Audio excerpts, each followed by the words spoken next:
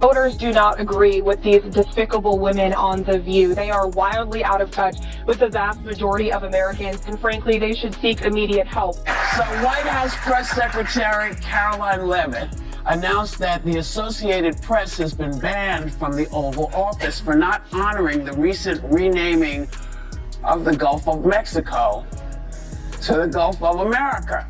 Television audiences were stunned by what unfolded yesterday. What started as a broad conversation soon turned into one of the most intense on-air moments in recent memory. The already changing political climate shifted sharply when longtime broadcaster and Hollywood figure Whoopi Goldberg clashed with rising Republican voice Karoline Leavitt.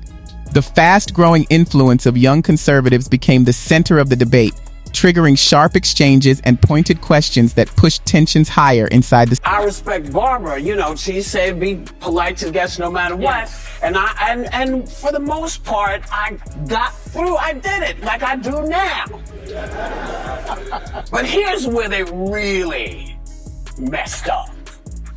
Studio. Goldberg appeared visibly frustrated as Leavitt challenged her views, pushing back with confidence and referencing the past in ways that struck a nerve. As emotions flared and the atmosphere grew tense, the moment took an unexpected turn. In a move that stunned both viewers and co-hosts, Goldberg removed her microphone and walked off the set mid-broadcast. The sudden exit left the studio silent and the audience at home in disbelief. Clips of the incident spread rapidly online, igniting strong reactions and quickly trending under the hashtag #WhyWalksOut. I would like this young lady this is her first job, I would like her to do a little homework.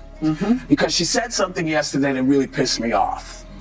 And that was, she said, there will be no wokeness here. Oh, yeah. Let me explain something to you. Because without that wokeness, you might not have that job. Yeah. Because women were not invited to that table. Women were not invited to many tables in this nation. The reason we fought and busted our behinds to make sure that you didn't have to worry about this. And now to hear you talk about it and to hear anybody talk about the wokeness was put in place for a reason. Karoline Leavitt wasn't shaken. She fired back with a pointed challenge, locking eyes with Whoopi Goldberg. So now you're here to lecture us, she pressed, because your generation already fixed everything wrong with America? The studio went quiet as the audience sensed a moment that would soon dominate television talk. From there, the exchange only grew sharper. Goldberg passionately defended her generation's role in shaping the country, pointing to years marked by war, discrimination, and social unrest. She argued that those sacrifices helped keep the nation standing. Leavitt didn't retreat. That idea, which I love, of nothing left unsaid, and I actually did a documentary for HBO about my mom called Nothing Left Unsaid, which is about this conscious effort to not leave anything unsaid when somebody has died, which I think is so important, but it changes the way grief feels. Yes, and it doesn't feel like movie grief, you know, because I think many of us learned how to respond to things from movies and television or books that we've read. And when you have said all the things that you know you want to say to somebody, when they go, you're not going, oh, if I just had that, and that discovery. Her response cut through the room.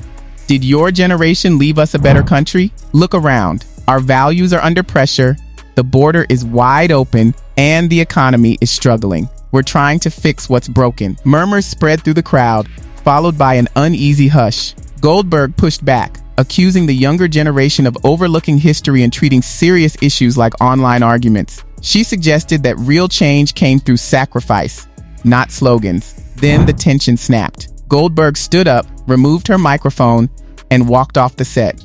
If you don't want to hear the truth, there's no reason for me to stay, she said before disappearing backstage. The studio froze.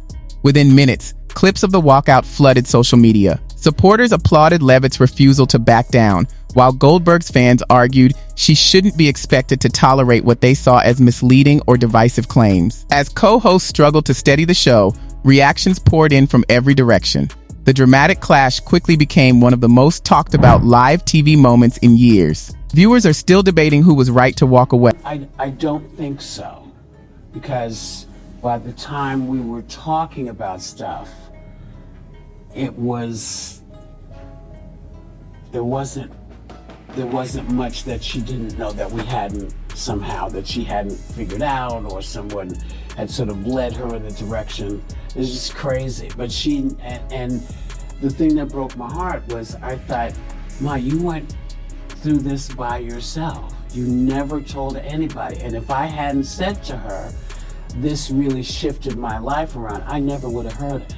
She never would have told us. As the incident continues to spark heated discussions about generations, leadership, and America's future. Whoopi Goldberg suggests that younger political figures like Karoline Leavitt represent a generation that looks at today's challenges, immigration debates, economic uncertainty, and rapid cultural shifts, and sees signs that earlier leadership may not have fully solved America's deepest. My team will review the applications and give credentials to new media applicants who meet our criteria and pass United States Secret Service requirements to enter the White House complex. All right. What'd she say? She basically said that they were going to get God, unqualified how boring. unqualified people jobs. Not so The Behind the tedious. Table podcast needs to apply for White House credentials. They love having Joy in that room. Joy's I got a question. So wait a second. So in other words, instead of Bob Woodward, they want Kim Kardashian? What? I don't get. Problems. Her frustration seems rooted in a perspective shaped by respect for past struggles and the sacrifices older generations made to build modern America. At the same time, this younger viewpoint questions the idea that past achievements should shield longtime leaders from criticism. Even if younger voices lack firsthand experience of earlier hardships, they argue that history alone doesn't excuse ongoing failures. Whoopi's decision to leave the show brings up a larger question about how political disagreements should be handled. Some view stepping away as an act of dignity, while others see it as a missed chance to hear opposing views. The public reaction online shows just how divided the atmosphere has become, with both sides feeling justified. Unequivocally clear about that. And watching this clip, I couldn't help but think how ironic that Whoopi Goldberg and Joy Behar and the rest of the ladies on The View spend their time calling Republicans the conspiracy theorists. But they have been wrong about everything they have said over the last couple of years.